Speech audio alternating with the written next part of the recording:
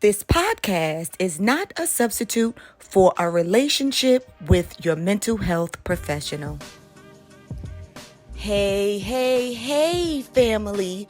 Welcome back to another episode of the Mental Health is a Lifestyle podcast with your girl, Andrea Wise-Brown. And if you have not joined the family as of yet, and you stumbled upon us, do you know that every single thing happens just as it's supposed to? You're supposed to be here. So why don't you join the family?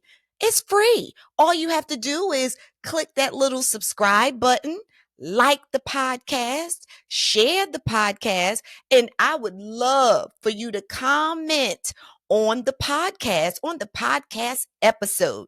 You can let me know, if it's on YouTube, whether you like it, you love it, if there's a question that you want me to answer, please put it down. And if you're listening on all of the other or any of the other podcast platforms, then give us 5 stars.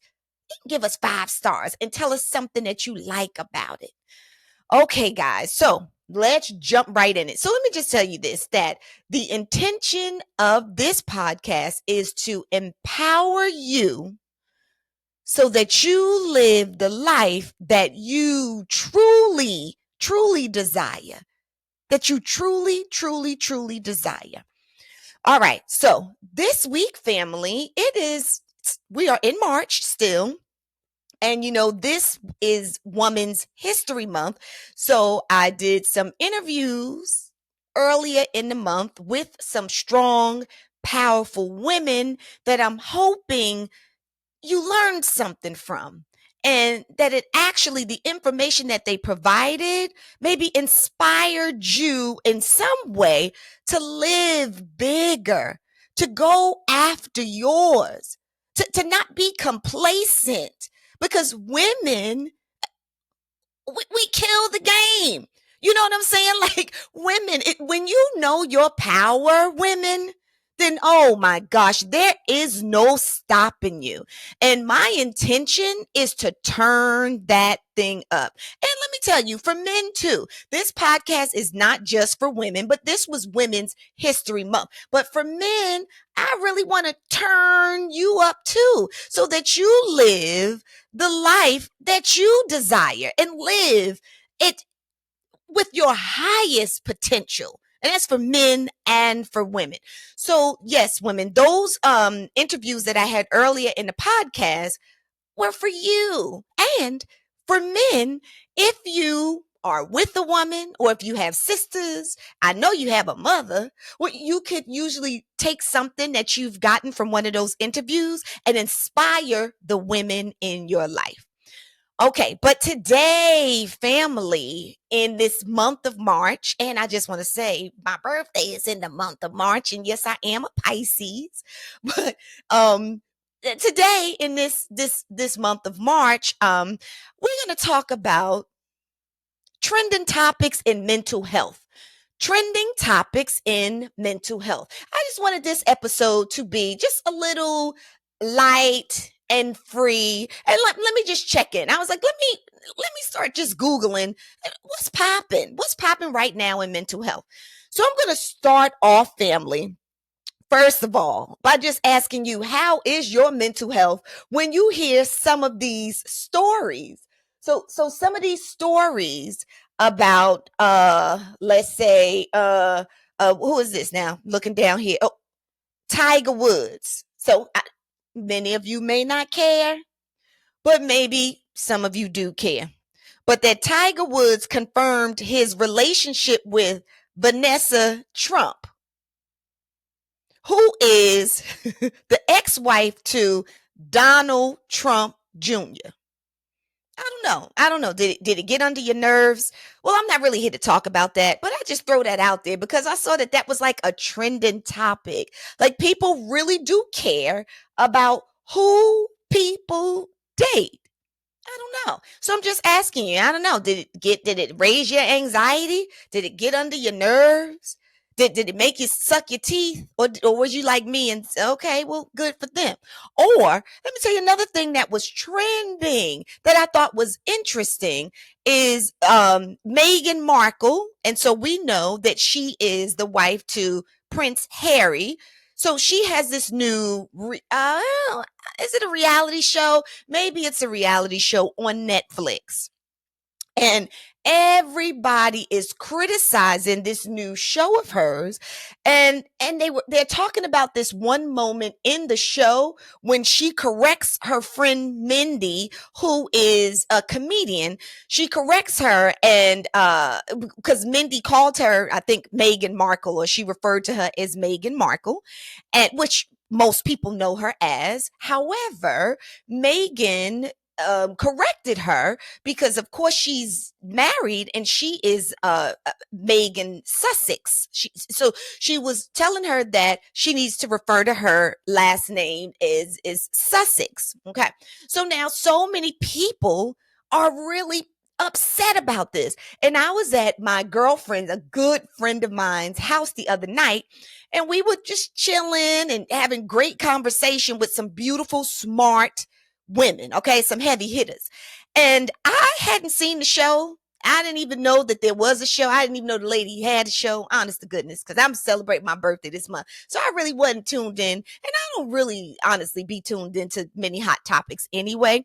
But somebody is always going to tell me. So they had this whole conversation about people getting upset when you don't refer to someone name specifically how their name is pronounced and how their name is, well, I must just say pronounced. Okay. So in this conversation, most of the women there was really on the side of, yeah, well, if that's what she wants her to call her, then that's what she should be called. I mean, that's her name and that's what she should be called. And then they went on to talk about how them personally, they just believed that it was respectful and that there was no problem with her correcting someone, call me something else. Okay, so but then for some other people, they may have looked at that as like thinking that she is so full of herself, because a lot of people have these opinions already about her, feeling like she kind of like scammed the system anyway, and like she's not supposed to be there. So since she's not supposed to be there, and now she has a seat in the castle and with all the royalness, instead of her being humble, they are feeling like, well, here she goes again, fronting, trying to put on and taking herself really seriously, acting like she's so much better than everyone else. I don't know. My opinion is this, and listen, whether she feels like that or not, whether she feels like she should be respected and listen, to each his own. My opinion, which I stated at the our little shindig the other night, was, for me personally, and let me tell you, many of my clients who've come to me will tell me that they have issue when someone mispronounces their name. And we talking about mispronouncing, because to me, the name is the name. With the Meghan Markle, it was saying using her old name instead of using her new name, which she felt like now she's royalty and she wants to be recognized as such. To me, same thing. So for me, my name is Andrea. But as you might know, people that you know in your life who have the same spelling as my name and may have introduced themselves as Andrea, you may call them, or may have heard other people refer to them as, I've gotten Andrea, I've gotten Andrea, I've gotten Andrea, um, and sometimes Andrea. We'll just keep it short like that instead of me going down the rabbit hole. Point is, for me, and people will say to me when they say, "What is your name? Your pronunciation?" I'm like, "It's Andrea," and then they'll say, "Okay," because I want to make sure I get it right. For me personally, I don't care. Like, I honestly do not care how you pronounce my name, as long as you shooting for my name. Like, you ain't calling me no, you know what I'm saying? Or you not calling me no, to me, that's different. That's disrespectful.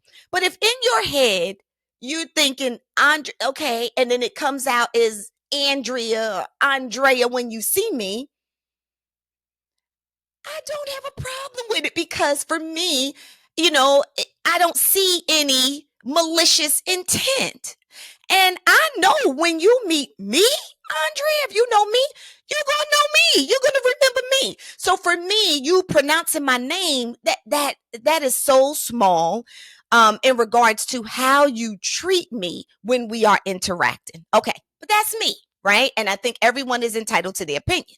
Now, these women were saying, well, no, no, no, no, no, that's not me. And then they started to tell me their names. And as they started to speak their name was maybe not the regular name. They were beautiful names and they were different. So they weren't the regular names like, Annie and, Susan. You understand what I'm saying? They were like different names.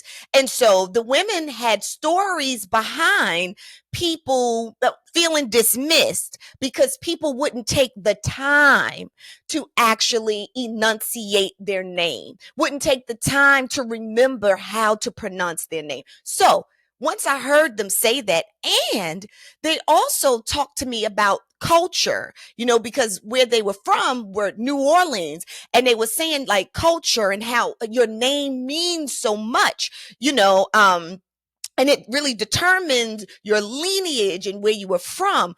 So me hearing that perspective, I could understand why it's really important for them to, for you to pronounce their name correctly. So I'm like, let me make sure I pronounce their name correctly because I don't ever want people to feel like they're being disrespected. So going back to Meghan Markle, right, and her little show, and it's kind of like a Martha Stewart, I think, kind of thing, where she's showing you how to make your house a home and be hospitable, I do believe. But going back to that, if she's been through a lot in her life. She's been through a lot, just growing up and being biracial and even meeting this man that she loves and marrying him. So at this point, if she feels like that shows her respect, then who cares? Call the woman what she wants you to call her. Okay, boom. So that's just my opinion on that. I don't trip. But if you ever meet me, you go Andrea, Andrea. As long as I get it. We see each other. Just don't be you, mama, you, but I don't want to hear all that. Okay, so now moving on. I want us to go to some trending topics in mental health. I just needed to point those out because I still think they was affecting people's mental health because people were just talking about them. Okay, so I got to put on my little readers. Okay, family, come on now. TT got to put on her readers.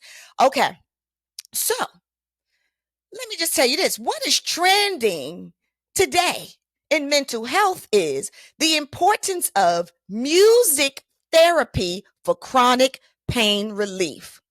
So if any of you family members are dealing with some chronic pain in your bodies, you better turn on some sexy red, honey. You you need to turn on some Megan the Stallion. No, I'm just kidding. But whether it doesn't matter what you turn, Beethoven, doesn't matter. It could be Marvin Sapp. You know what I'm saying? That doesn't matter. But the point is music therapy is helpful for chronic pain. So let me just read you this little research. So a pioneering project by the Welsh National Opera suggests that music can alleviate chronic pain. Participants engaged in singing and breathing exercises reported significant reductions in pain and improvements in mental health. Y'all with me?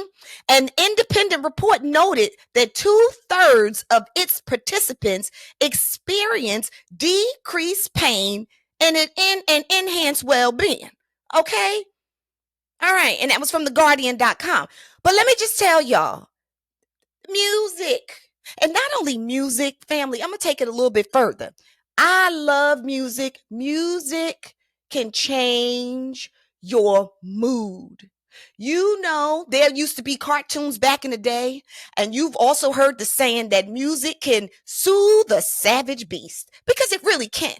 Music, I'm telling you, it can take you up where you really get some energy and your endorphins start to flow. Music can take you down where you can feel real sexy. It can kind of give you a vibe. Like music is everything, a great mood booster. All right.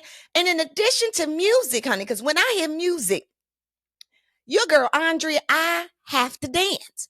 I will dance, dance, dance, dance. I love to dance. I love music and I love dancing. And dancing also increases the endorphins in your body and it increases the dopamine in your brain, which is that neurotransmitter that we have in the brain. It's I call it our natural feel good. So, family, move your body. And if your pain is too heavy and you can't move that much, then tap your foot, but turn on some music. Okay?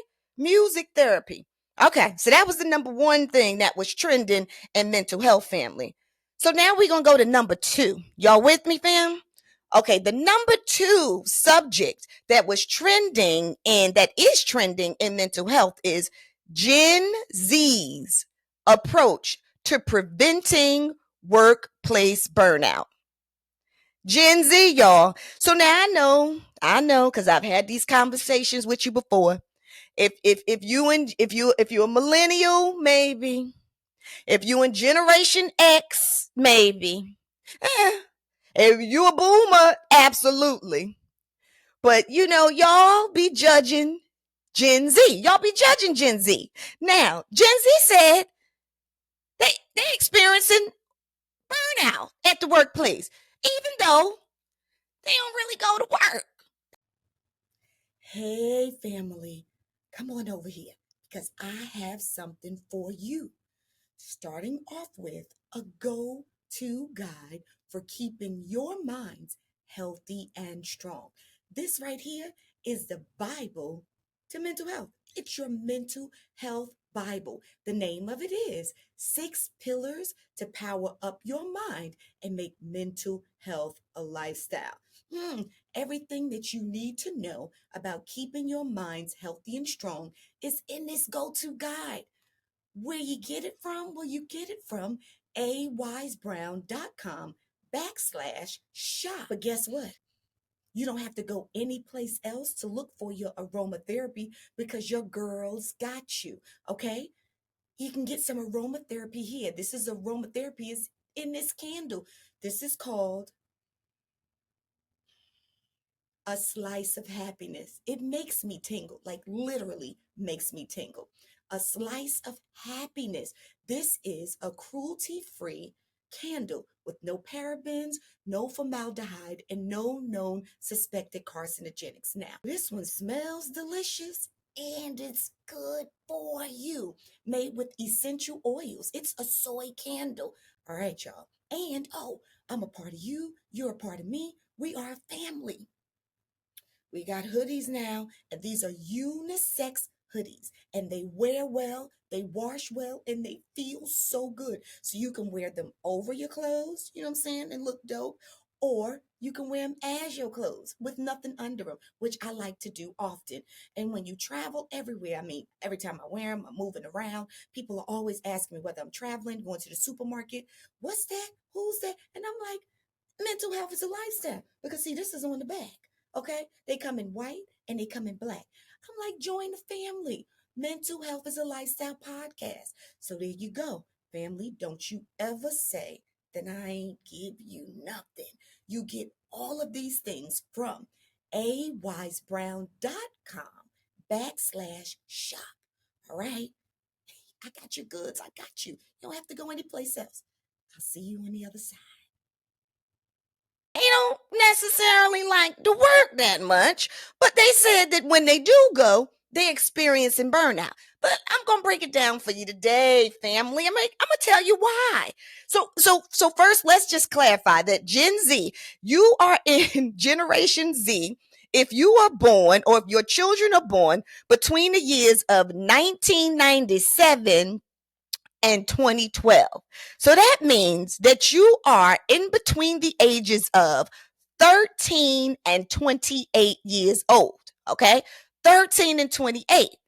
They experience workplace burnout. When I tell you there is so much research on Generation Z and the workplace, and you want to know why? Because they ain't going to work. Okay, they ain't going to work. So here, let me just, I'm going to read this little part of this article. So this is the New York Post and the Scottish Sun. So a significant number of young, this is done in Australia, Australians, particularly from Generation Z, are experiencing burnout, costing workplaces approximately $6.8 billion annually. They burnt out.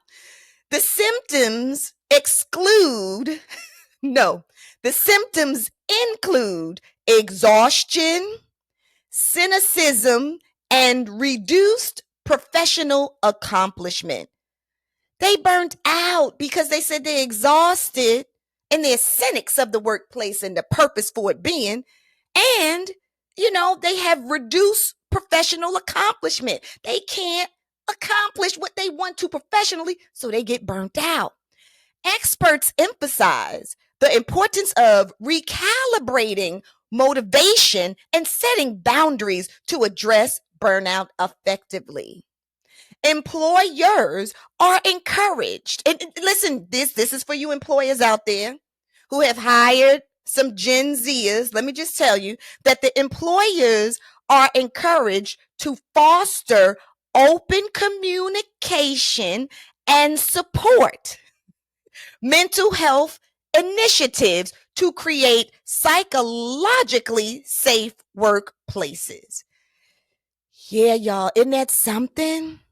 So listen, I'll just tell you a little bit more about the Gen Z and what research has shown, proven with the Gen Z. So with Gen Z, what Gen Z is complaining about is, what they're saying is that in the workplace, that they just not happy. They ain't happy in the workplace. And I'm just going to say this, that 50% in a study, 50% of Gen Zers say that they are neurodivergent. Neurodivergent. You like, well, Andrea, what is neurodivergent? Well, neurodivergent is when the brain works differently than the typical brain. So the typical brain family would be neurotypical. And a neurotypical brain is a brain that is developed in a way that's expected. So when we say expected like you go to work, you work your behind off, you're grateful to work through the week and to get your check at the end of the week. You go home, you enjoy your weekends just to get ready on Sunday evening to go back to work again and work hard. Communicate with the people, work your way up, create relationships. You work hard so that you can get that money and do whatever you want with that money, but it's going to support your lifestyle. And you accept that this is how you take care of yourself until you get to Friday again. Okay? And then you get the weekend and you celebrate the weekend again. And then on Sunday, you got, okay, so that's the typical way, that's the expected way that we see, not Gen Zs, right? But the other generations, that this is how we take care of ourselves. That's how the brain works. That's the typical way. That is the neurotypical way that a brain works. You understand that? Yes. The world is my oyster. I'm going to go to work. I'm going to thug it out. I'm going to make that money. And then whatever I do with that money, besides feeding myself, putting a roof over my head, maybe I want to go on vacation. Maybe I want to buy some, I don't know, a car, some property, give some. That's the typical way that the brain works, okay, in our society. But guess what? There has been a shift, family. And what this shift is saying, is proving, is that 50% of Gen Zers report that their brains work differently, that they are neurodivergent, baby. And they saying it. They saying there's nothing wrong with me. I just don't see the world like that. What they're saying is that When they think about the workplace, they value flexibility in their schedules. Yes, they do. They value work life balance. Yes, they do. They want it to be so balanced. They Let me tell you, they value advancement. They want to get in and move up, move up, move up, move up, move up right away. Oh, and they love perks. That's what they do. But then what the workplace is reporting is that the Gen Zers, they have a lack of interpersonal skills relating to other people, because when you are communicating with people, and your prioritized form of communication is your cell phone, and you texting, and you on social media, and that's how you communicate, well, then of course you would lack interpersonal skills. You got me? Makes sense. Let's stop judging. Don't judge them. They also lack negotiating skills. This is what the workplace reports. Another thing that they lack in the workplace is speaking confidently. Well, it would make sense to me if they haven't practiced how to speak confidently in life in all the other places. Then how do you show up in the workplace and know how to speak confidently? And then the other thing that they lack, this is what the workplace reports, is working long hours. Now, y'all know them Gen Zers don't want to work long hours. What? They get in when they supposed to be in, maybe sometimes a little bit late, because they like the flexibility in their schedule. They like to take a little lunchtime break, because why? Because it's lunchtime. And they value work-life balance. They gotta eat. You know what I'm saying? They like perks. And then when it's time to leave, honey, they got the Apple Watch on, so it tells them the time. They got the cell phone there, so it tells them the time. They watching the time on their computer, so they leaving when the time set, when the hours is over. They ain't working overtime. They not trying to work until the project is done. That it's not about that. They value work like that. So listen, I'm just here to tell you, this is what the research is saying, is that they burnt out. Gen Zers are burnt out. And family, I'm here to take the pressure off the Gen Zers. And I'm here to take the pressure off of you, family. We ain't going to judge them. We're going to come at them differently. That's what we're going to do. So if you know that they burnt out, then yes, we referring them to mental health services, because that's what they said. They value the flexibility, and their schedule to encompass mental health services. And mental health services, come on now, I'm the advocate for that.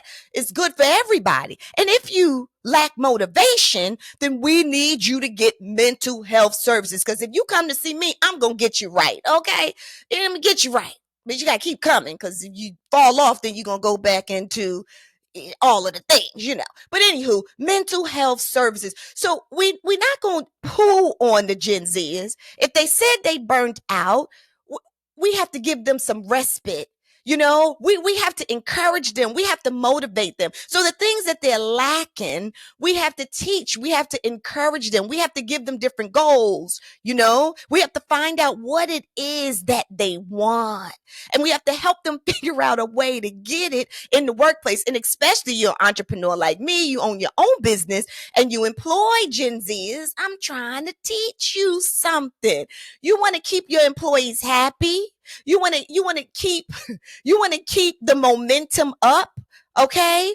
So these are the things I want you to be aware of, that they are burnt out.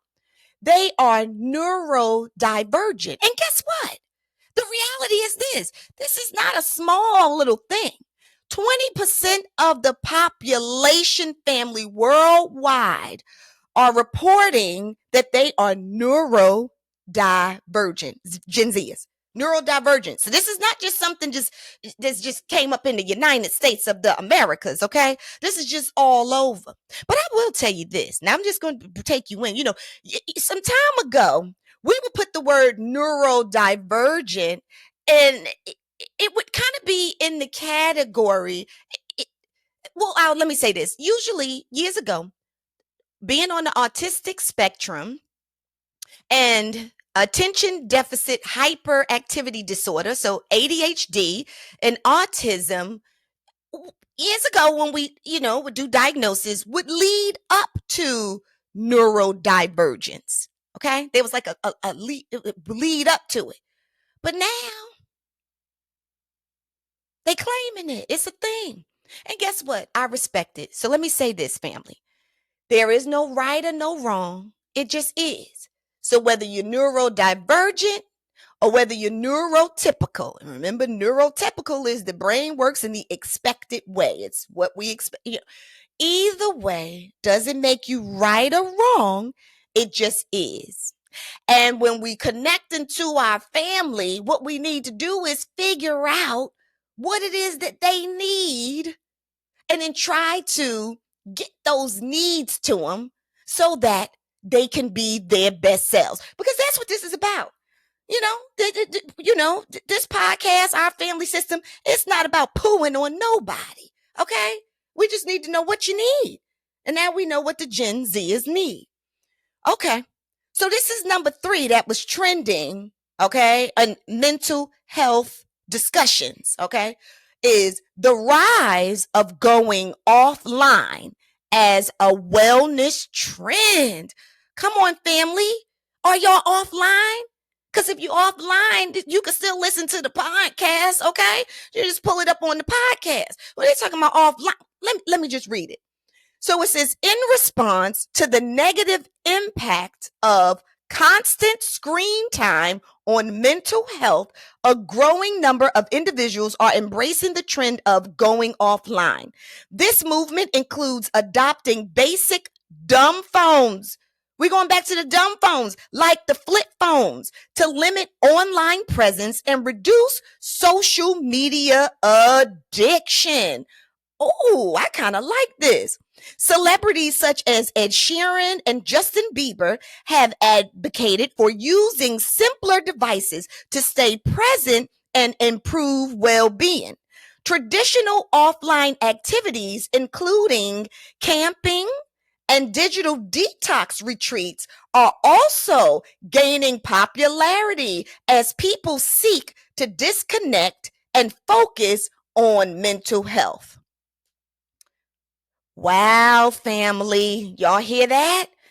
So this is a new trend. So people are disconnecting. What is it? They going offline, shutting down social media and going offline to protect their mental health. I do believe that mental health breaks are necessary in whatever realm. So whether you're breaking from certain people in your life, okay, from certain places in your life, certain activities, certain foods, certain drinks, you need a break for your mental health. But social media is a huge one because research does support that the use of social media can heighten your anxiety and depression. Do you hear me? Use of social media, not even overuse, use of social media can really create anxiety, heighten your anxiety, and bring on depression. Because a lot of people get lost. You get lost in people's stories and what they're doing, and you start to compare your life to theirs, when the reality is everything up there is curated. When you put your stuff up there, you don't put your best. Well, you put your best. That's what I meant to say. You put your best. You don't put your worst. So it's curated to pull people in and to create this life that's, I don't know, almost close to not even perfect, but I guess the best thing possible. So then when onlookers see it, they start to judge themselves. And if you're on social media, you have compared yourself and your situation to someone else, whether it was where you lived, whether it's what you drive, whether it was your lifestyle, whether it was vacation, whether it was the workplace. You've done it. I've done it. And when I find myself even starting to do it, that's why I don't really be on there. I get on there, I put whatever up, and if I see something I like it, and then I'm off again. I got too much other stuff to do. But I do know that in a short period of time, It has been in the past where all of a sudden I may see this fabulous trip and I know that I've already gone on several fabulous trips, but now I'm looking like, oh, I think I want to go there because I don't know if my trip was that okay, I want to do it. And it's just like, Andrea, get off of that because your trip was just as fabulous and you're going to be there anyway next year. Just book it and go, but you can find yourself getting pulled into comparison, and comparison is the thief of joy. And we're not trying to get our joy robbed from us, okay? So I agree with this trend. I agree with getting offline. And if I'm not saying you should get offline forever, I'm not saying you should never get back online, but taking mental breaks offline, shutting down your social media, I think that that's pretty cool for certain periods of time. It is pretty cool. I like it. And they said spend some time going to wellness retreats, camping, somewhere where you can be present with the absence of having the social media apps. That might be a good thing. But honey, they even said so that you can still be connected, get a phone, but a dummy phone. One that doesn't have all the the bells and whistles, the flip phone. So in case you got to call 911 or your 911 needs to reach you, you can get them. Okay, family. The rise of going offline as a wellness trend. I like it. Well, all right, family, there you go. I just wanted to bring to you the things that I actually saw when I looked at what are the trending topics in mental health today. And we're almost the end of March. And I just wanted to bring them to you to see what you going to do with them. What you going to do with them, family. I always want to empower you, educate you, inspire you so that we can do this thing together, so that you can live your best life, because I'm definitely going to live mine. And it would make me so happy if you really did choose to live yours too. Well, family, I love you so much. I love you long time. And this has been another episode of the Mental Health is a Lifestyle podcast with your girl, Andrea Wise-Brown, and family. I will see you, Lord willing, I will see you next week in next episode. And remember, this is what I always have to say, family, and all of what's trending and what's not, with the Gen Zers, with being offline, all of the things. Trust God and dancing and listening to music for your chronic pain through all of the things in your name, whether you want people to say your name. Trust God. I have to give him a shout out. I'll see you on the next episode.